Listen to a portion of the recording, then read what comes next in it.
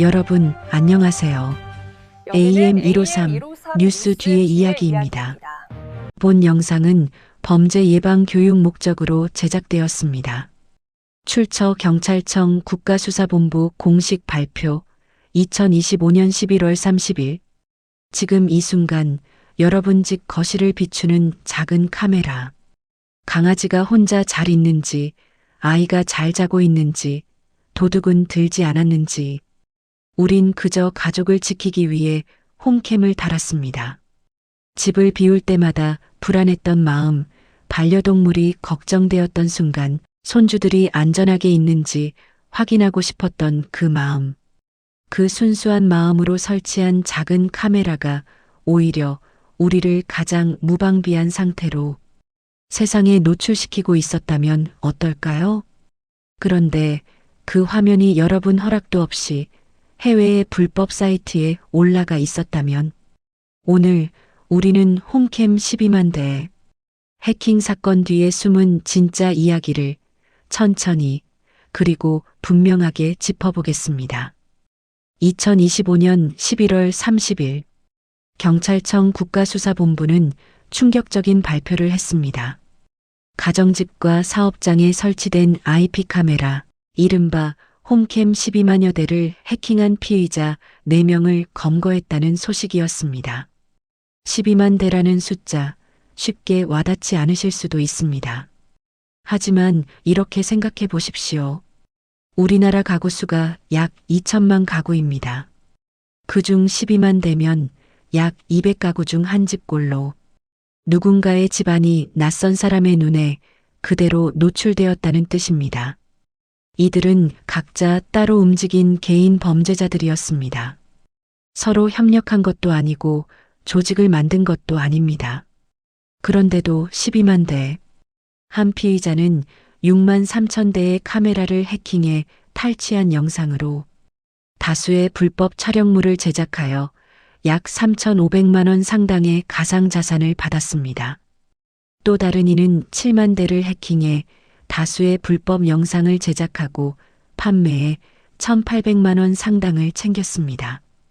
이렇게 만들어진 불법 영상은 해외 불법 사이트에 올려졌고 놀랍게도 해당 사이트에 올라온 영상의 상당수가 이들이 만든 영상이었다고 합니다.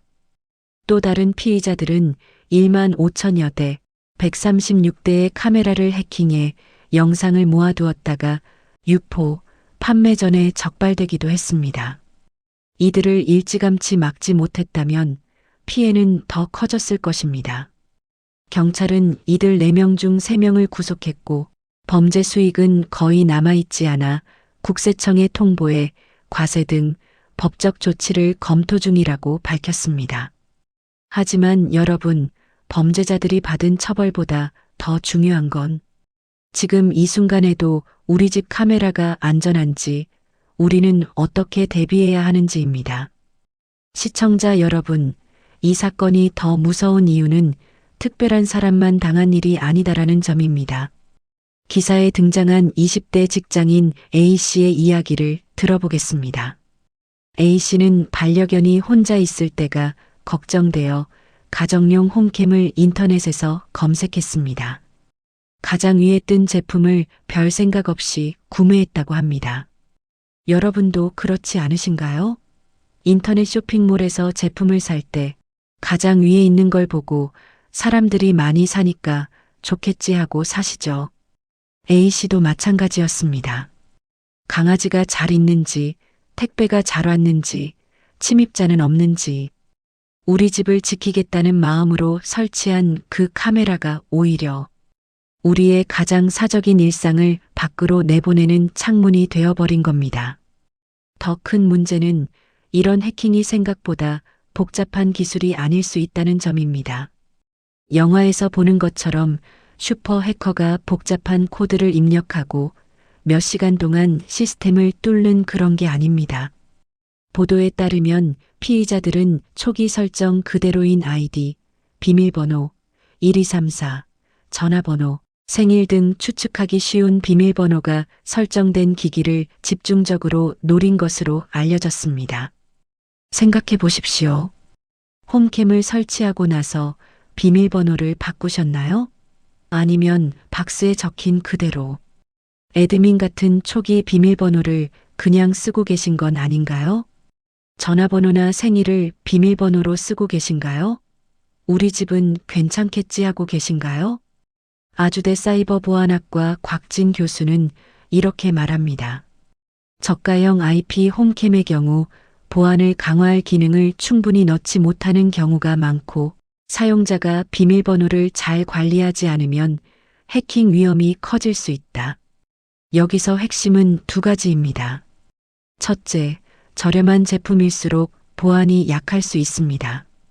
편의점에서 파는 3만 원짜리 카메라와 제대로 된 보안 기능이 있는 카메라는 다릅니다. 둘째, 그리고 더 중요한 건 제품이 아무리 좋아도 우리가 비밀번호를 1, 2, 3, 4로 해놓으면 무용지물이 된다는 겁니다. 결국 기기 자체의 보안 취약점 그리고 우리 스스로의 비밀번호 습관이 겹치면서 12만 대라는 숫자가 만들어진 겁니다. 범죄자들은 이렇게 생각합니다. 어차피 대부분 사람들은 비밀번호를 안 받고 간단한 숫자, 조합부터 시작해서 전화번호, 생일 순으로 시도해 보면 많은 경우 접근이 가능하다. 그리고 그게 먹혔습니다. 12만 대나 말이죠. 이 사건의 기사 제목에는 홈캠 12만 대, 불법 촬영물, 가상자산 수익 같은 숫자와 범죄 수법이 많이 등장합니다. 하지만 정작 기사에 잘 드러나지 않는 존재들이 있습니다. 바로 화면 속에 찍힌 사람들입니다. 집에서 편하게 쉬는 모습, 아이와 함께하는 시간, 반려동물과 보내는 일상, 가장 사적인 생활의 순간들. 이 모든 건 절대 남에게 보여줄 생각이 없었던 장면들입니다. 여러분도 집에 계실 때 문을 잠그고 커튼을 치시잖아요. 왜 그러십니까?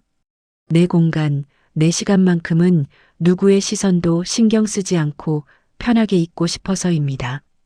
머리도 안 감았고 화장도 안 했고 편한 옷 입고 발 쭉 뻗고 그렇게 있는 모습. 그게 집이고 그게 일상이잖아요. 그런데 그 모습이 내가 모르는 사이에 누군가의 컴퓨터 화면에 떠 있고 돈을 주고받으며 거래되고 있었다면 어떤 기분이 드시겠습니까? 화면 속 사람들은 자신의 모습이 어디에 올라갔는지조차 모른 채 여전히 일상생활을 하고 있을 가능성이 큽니다. 아침에 일어나 커피 한 잔 마시고 저녁에 퇴근해서 소파에 앉아 TV 보고 주말에 청소하고 빨래하고 평범한 일상을 살아가는 그 순간에도 누군가는 그 영상을 보고 있을지 모릅니다. 그래서 이 사건은 단순히 홈캠 보안 사고가 아니라 명백한 불법 촬영 범죄로 규정됩니다. 카메라 해킹 문제로만 보면 기술적인 문제, 보안 문제로 끝날 수 있습니다. 하지만 이건 그게 아닙니다. 누군가의 몸과 삶을 동의 없이 촬영하고 그걸로 돈을 벌고 다른 사람들에게 판매한 범죄입니다. 더 무서운 건 누군가 이 영상을 돈을 주고 사서 또 다른 곳에 퍼뜨렸을 거라는 사실입니다. 경찰은 이 불법 사이트에서 영상을 구매 시청한 이들 가운데 3명을 추가로 붙잡아 수사 중이라고 밝혔습니다. 여러분, 중요한 사실을 말씀드립니다. 범죄자는 찍은 사람만이 아닙니다. 불법 촬영물을 알고도 구매하고 공유하고 시청하는 행위 역시 한국 법상 중대한 범죄입니다. 나는 그냥 봤을 뿐인데가 변명이 될 수 없습니다.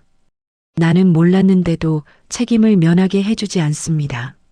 뉴스가 홈캠 해킹이라는 기술적인 단어로 시작되지만 그 뒤에 있는 진짜 이야기는 우리 이웃의, 우리 가족의, 어쩌면 나 자신의 몸과 삶이 동의 없이 거래된 사건이라는 점입니다.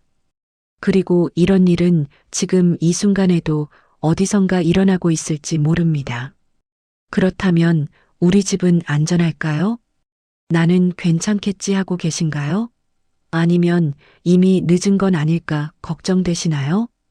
지금부터는 뉴스를 한 발짝 뒤에서 보는 AM153 뉴스 뒤의 이야기다운 시간입니다. 홈캠, 이렇게 점검해 보세요. 첫째, 기본 아이디 비밀번호 그대로 쓰고 있지 않나요? 제품 박스에 적힌 기본 아이디, 애드민, 1234 전화번호, 생일 이름 조합. 이런 건 이미 가장 먼저 노리는 대상이 됩니다. 여러분, 솔직히 말씀드리겠습니다. 이런 비밀번호는 비밀번호가 없는 것과 다를 바 없습니다. 범죄자들은 이미 알고 있습니다. 애드민, 패스워드, 1234, 0000 이런 비밀번호부터 시도해보면 놀랍게도 많은 기기에 접근이 가능하다는 걸요. 특수문자를 포함한 8자리 이상, 다른 서비스와 겹치지 않는 비밀번호로 꼭 바꿔야 합니다. 예를 들어보겠습니다. 킴1234는 약한 비밀번호입니다.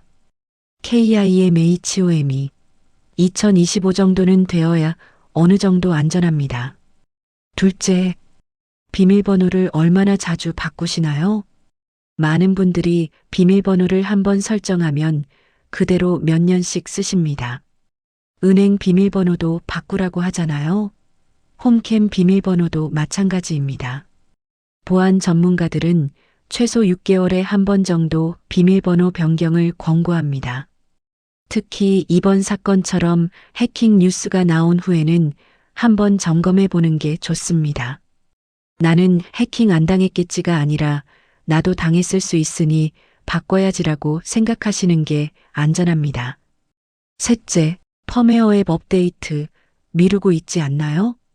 휴대전화에 업데이트 알림 뜨면 나중에를 누르시죠? 카메라 앱도 마찬가지입니다. 지금 업데이트 버튼이 떠도 나중에 누르고 넘어가시죠. 하지만 여러분, 그 업데이트 안에 중요한 보안 패치가 들어 있습니다.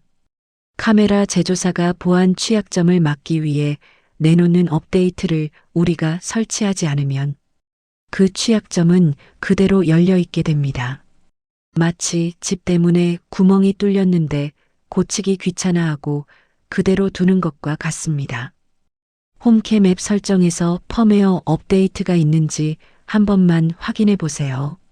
지금 당장 이 영상 보시다가 잠깐 멈추고 확인하셔도 좋습니다.